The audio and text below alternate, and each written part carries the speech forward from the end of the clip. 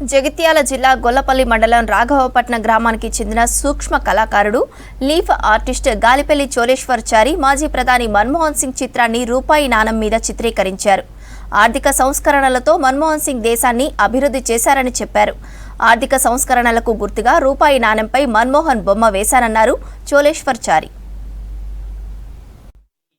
రూపాయి నాణెం మీద ఈ రూపాయి బిల్ల మీద ఈ మధ్యనే దివంగతులైనటువంటి భారతదేశ మాజీ ప్రధాని, ఆర్థిక సంస్కర్త మరియు పేద ప్రజల కోసం ఎన్నో సంక్షేమ పథకాలను ప్రవేశపెట్టినటువంటి డాక్టర్ మన్మోహన్ సింగ్ గారి చిత్రాన్ని వేయడం జరిగింది.